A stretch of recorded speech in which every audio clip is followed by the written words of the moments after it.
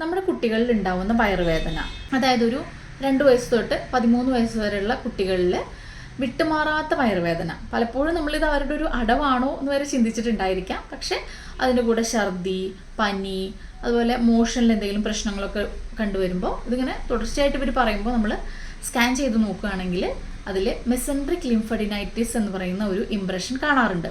അതായത് നമ്മുടെ വയറിലുള്ള ലിംഫ് നോഡ്സിൽ വരുന്ന ഒരു അണുബാധ, വയറിലുള്ള ഒരു കഴലവീക്കം.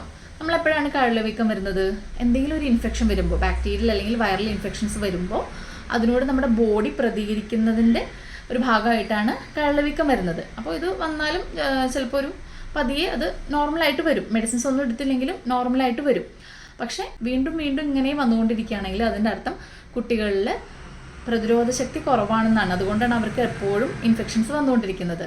പ്രതിരോധ ശക്തി കൂട്ടുവാനുള്ള ഏറ്റവും നല്ല മാർഗ്ഗങ്ങളിലൊന്നാണ് ഹോമിയോപ്പതി മെഡിസിൻസ് ശീലമാക്കുക എന്നുള്ളത്. അതുപോലെ തന്നെ മെസെൻട്രിക് ലിംഫഡിനൈറ്റിസിൻ്റെ സിംറ്റംസ്, വയറുവേദന, പനി, അതുപോലെ മോഷനിലുള്ള പ്രശ്നങ്ങൾ, അങ്ങനെ എല്ലാ സിംറ്റംസും കുറയ്ക്കാനും അതുപോലെ കുട്ടികളിൽ രോഗപ്രതിരോധ ശക്തി വർദ്ധിപ്പിക്കുവാനും ഹോമിയോപ്പതി ശീലമാക്കുന്നത് വളരെ നല്ലതാണ്. ഇത്തരത്തിലുള്ള ഹെൽത്ത് റിലേറ്റഡ് വീഡിയോസിനായിട്ട് ഈ ചാനലൊന്ന് സബ്സ്ക്രൈബ് ചെയ്യുക. മറ്റുള്ളവരിലേക്കും ഈ വിവരങ്ങളൊന്ന് പകർന്നു കൊടുക്കുക. താങ്ക്